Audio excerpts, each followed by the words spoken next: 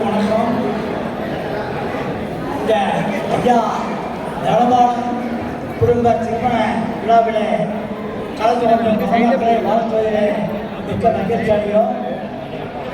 இந்த திருமணத்தை நமது குற்றக்கூடிய ஆதீனம் அவர்கள் நடத்தி வைத்தது மிக மிக சிறப்பு. இந்த மணமக்கள் நீண்ட ஆயுளோடும்